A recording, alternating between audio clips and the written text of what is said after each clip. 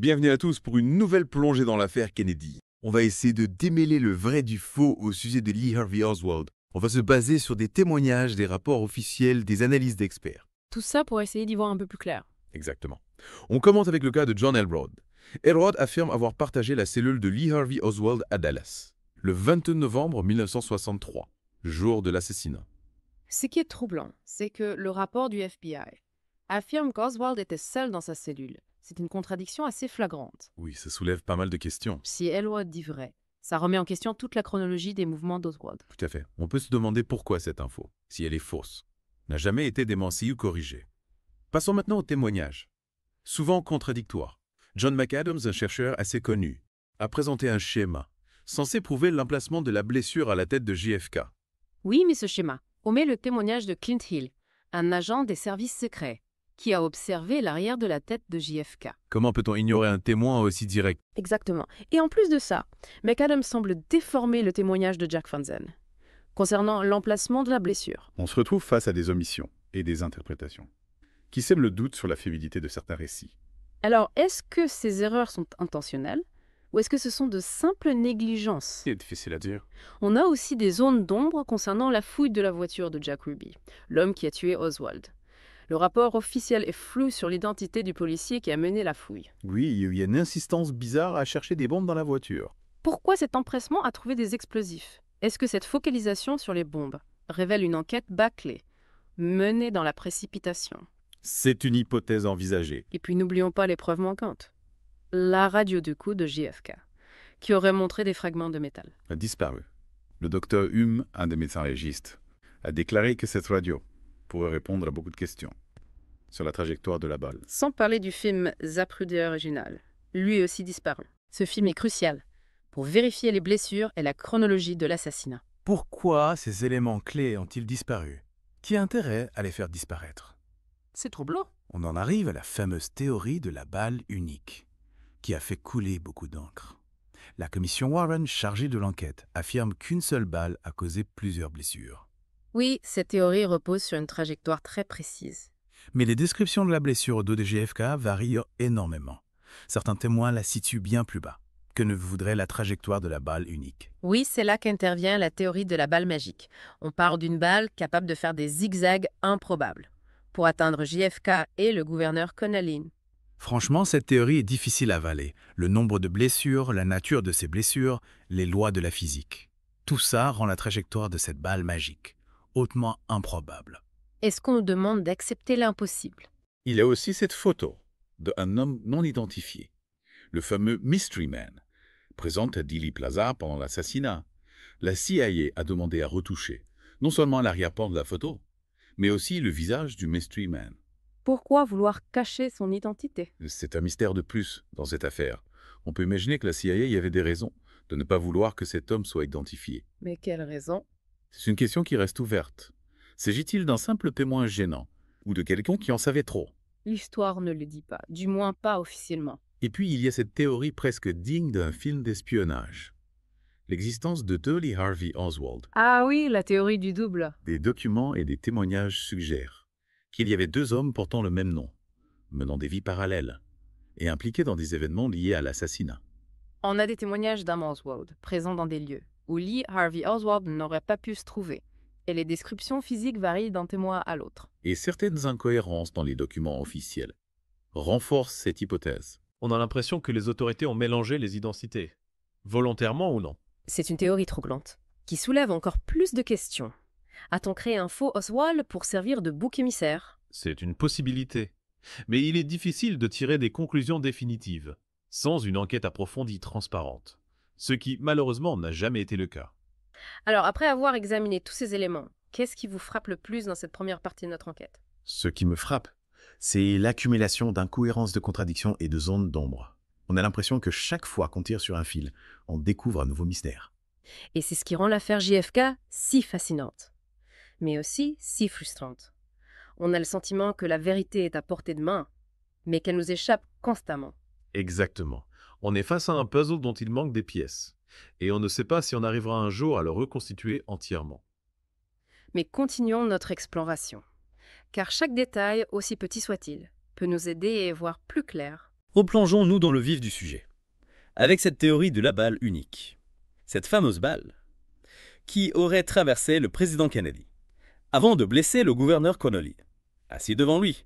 Oui, une véritable prouesse balistique. Sauf que les témoignages et les analyses médico-légales ne corroborent pas vraiment cette théorie. C'est exact. Par exemple, les descriptions de la blessure au dos de JFK, variant d'un témoin à l'autre, certains la situent bien plus bas que ne le voudrait la trajectoire de la balle unique.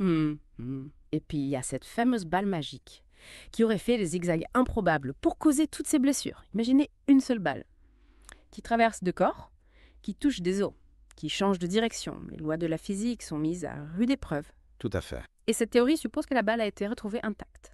Or, certains experts affirment qu'elle aurait dû être déformée. Après avoir traversé deux corps et des os, on se retrouve face à des contradictions qui alimentent le doute sur la version officielle. Pourquoi vouloir à tout prix faire coller les faits à une théorie qui semble impossible? Peut-être pour simplifier l'histoire et éviter de s'aventurer sur le terrain glissant du complot. Mais en faisant cela, on occulte des éléments cruciaux et on empêche la vérité d'éclater au grand jour. On a l'impression qu'on nous cache quelque chose, que la vérité est enfouie sous des couches de mensonges et de manipulation. C'est un sentiment partagé par beaucoup de chercheurs et de citoyens. L'affaire JFK est une plaie ouverte, une blessure qui ne cicatrisera pas tant que la lumière ne sera pas faite sur tous ses aspects. Revenons à cette théorie troublante des deux Lee Harvey Oswald. On pourrait croire un scénario de film d'espionnage. Mais les preuves sont là. Oui, des témoignages et des documents suggèrent qu'il existait deux hommes portant le même nom, menant des vies parallèles et impliqués dans des événements liés à l'assassinat. Imaginez un Oswald est vu dans des lieux où Lee Harvey Oswald n'aurait pas pu se trouver, et les descriptions physiques varient d'un témoin à l'autre. C'est troublant. A-t-on créé un faux Oswald pour servir de bouc émissaire? Un personnage facile à accuser et à éliminer rapidement pour clore l'affaire. C'est une hypothèse à explorer. L'idée d'un faux Oswald permettrait d'expliquer certaines incohérences dans les documents officiels, comme si on avait mélangé les identités, pour brouiller les pistes. Mais sans une enquête approfondie et indépendante, il est difficile de démêler le vrai du faux. Parlons maintenant de l'autopsie de John F. Kennedy. Médecins experts en balistique, chercheurs indépendants. Beaucoup ont soulevé des questions sur la manière dont elle a été menée. On a l'impression que l'autopsie a été bâclée, voire manipulée. Pour orienter les conclusions de l'enquête. Il y a effectivement des éléments troublants. Par exemple, certains témoins affirment que la blessure à la tête de JFK, censée être une blessure de sortie, était en réalité une blessure d'entrée, située à l'arrière du crâne. Ce qui contredirait la version officielle, selon laquelle Oswald aurait tiré. Depuis le 6e étage du Texas School Book Depository. Exactement. Si la blessure à la tête était bien une blessure d'entrée, située à l'arrière du crâne. Cela impliquerait la présence d'un deuxième tireur. Positionné devant le cortège présidentiel, il y a aussi des incohérences dans les descriptions des blessures au dos et à la gorge. Certains médecins affirment qu'elles ne correspondent pas à la trajectoire de la balle unique. Et n'oublions pas les radiographies et les photographies de l'autopsie, qui ont disparu ou ont été modifiées. Difficile de se fier à des preuves incomplètes ou manipulées. On a l'impression qu'on nous cache des informations cruciales. Pourquoi vouloir à tout prix faire correspondre les conclusions de l'autopsie à la version officielle, même si cela implique de falsifier des preuves? Peut-être que les médecins légistes ont subi des pressions. Peut-être qu'ils ont été contraints de modifier leurs conclusions pour éviter de mettre en cause des personnes ou des institutions puissantes. L'assassinat de JFK a ébranlé les fondements de la société américaine. Il est possible que certaines personnes ont voulu éviter à tout prix un scandale ou une crise politique majeure. Et la vérité a peut-être été sacrifiée sur l'autel de la raison d'État.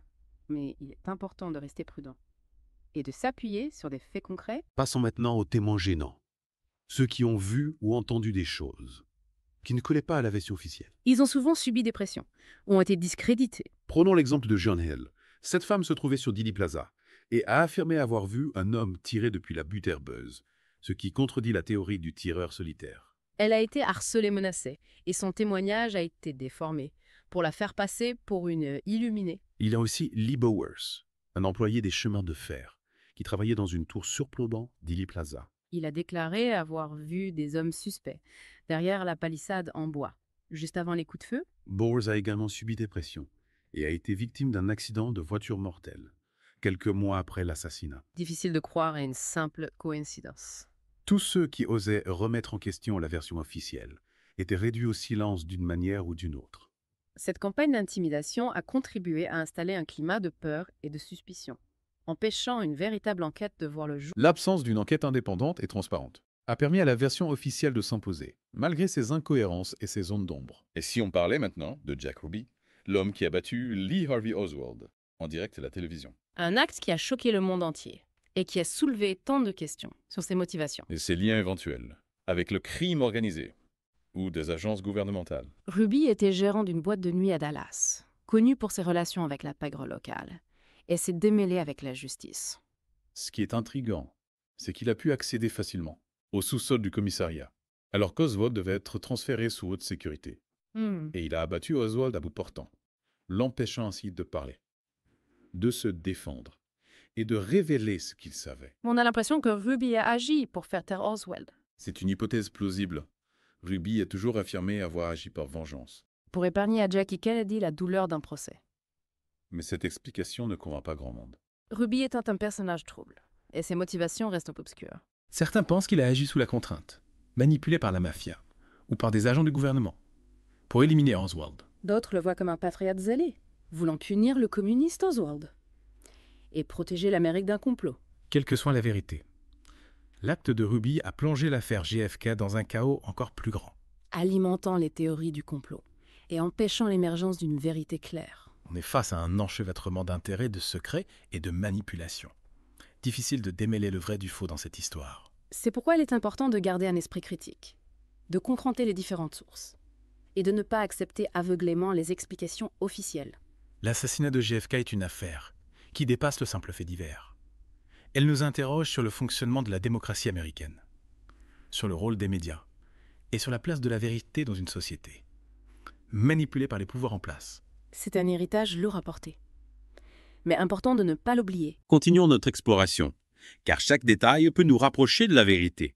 Parlons du rôle de la CIA et du FBI dans cette affaire. Oui, ces agences de renseignement, censées protéger l'Amérique, ont été accusées d'avoir participé à la dissimulation de la vérité. Des chercheurs ont découvert des documents prouvant que la CIA et le FBI avaient des informations sur Lee Harvey Oswald avant l'assassinat, mais qu'ils ne les ont pas partagées avec la Commission Warren. Et on a des témoignages d'agents de la CIA et du FBI, affirmant avoir reçu l'ordre de modifier des preuves ou de faire pression sur des témoins. Difficile de savoir pourquoi ces agences ont agi de la sorte. Ont-elles voulu protéger leurs propres opérations secrètes, qui auraient pu être compromises si la vérité éclatait? Ou ont-elles obéi à des ordres venus d'en haut, peut-être de la Maison-Blanche elle-même? Dans tous les cas, leur implication jette un doute sur la version officielle et alimente les théories du complot. La CIA et le FBI ont une longue histoire d'opérations secrètes illégales et de manipulation de l'opinion publique. Il est donc difficile de leur faire confiance aveuglément, surtout dans une affaire aussi sensible. Il est important de continuer à enquêter, à chercher la vérité et à ne pas se laisser intimider par les pouvoirs en place. Car la vérité, aussi difficile soit-elle à atteindre, mérite d'être recherchée. Il y a aussi le contexte géopolitique de l'époque, souvent négligé dans l'affaire JFK. N'oublions pas que l'assassinat s'est produit en pleine guerre froide, dans un climat de tension internationale extrême. Kennedy avait pris des positions qui avaient déplu à certains, notamment sur la crise des missiles de Cuba, le conflit au Vietnam et la lutte contre la mafia. Il avait des ennemis puissants, qui auraient pu avoir intérêt à le voir disparaître. L'assassinat de JFK a pu être le résultat d'un complot international, impliquant des acteurs étrangers, qui voulaient déstabiliser les États-Unis, ou influencer leur politique étrangère. On pense notamment à l'Union soviétique, à Cuba, ou encore à la mafia, qui avait des intérêts importants à Cuba, et qui aurait pu vouloir se venger de la politique anti-mafia de Kennedy. Difficile de savoir avec certitude si des acteurs étrangers ont joué un rôle. Mais il est important de prendre en compte ce contexte géopolitique. L'assassinat de JFK n'est pas un simple fait divers, mais un événement historique majeur, qui a eu des conséquences importantes sur le cours de l'histoire. Il nous interroge sur les rapports de force entre les nations, sur les dangers de la guerre froide et sur la fragilité de la paix mondiale. Il nous invite aussi à réfléchir sur le rôle des États-Unis dans le monde, sur leurs responsabilités et sur les limites de leur puissance. L'assassinat de JFK est une tragédie qui nous rappelle que la violence et la haine peuvent frapper n'importe où, n'importe quand. Et c'est une tragédie qui nous invite à lutter pour la paix, la justice et la vérité. Quel est l'héritage de JFK, ce qu'il a laissé derrière lui? Est-ce que son assassinat a changé dans la société américaine? JFK est resté dans les mémoires, comme un président charismatique, jeune et moderne, qui incarnait l'espoir et le renouveau. Son assassinat a été un choc terrible pour les Américains, qui ont perdu non seulement un président, mais aussi une part de leur innocence et de leur confiance dans l'avenir. L'affaire JFK a laissé des cicatrices profondes dans la société américaine, alimentant les théories du complot, la méfiance envers les institutions et la peur de l'inconnu. Elle a aussi eu un impact important sur la culture populaire, inspirant des livres, des films, des chansons et des œuvres d'art, qui explorent les zones d'ombre de l'histoire et qui interrogent le mythe américain. L'héritage de JFK est complexe et ambivalent. Il est à la fois un symbole d'espoir et un rappel des dangers qui menacent la démocratie américaine. Et c'est un héritage qui nous invite à rester vigilants, à défendre nos libertés et à ne jamais renoncer à la recherche de la vérité. Et c'est ce que nous avons essayé de faire aujourd'hui, en explorant les multiples facettes de l'affaire JFK. Au terme de cette plongée dans l'affaire JFK, une chose est claire. Malgré les années écoulées, les questions restent plus nombreuses que les réponses. L'assassinat de John F. Kennedy demeure une énigme, un puzzle complexe, dont certaines pièces manquent peut-être à jamais. Ce qui est certain, c'est que cet événement tragique a marqué l'histoire américaine et continue de fasciner, d'intriguer et de susciter des débats passionnés. Merci de nous avoir suivis dans cette exploration. N'hésitez pas à poursuivre vos propres recherches et à vous forger votre propre opinion sur cette affaire qui a bouleversé le monde.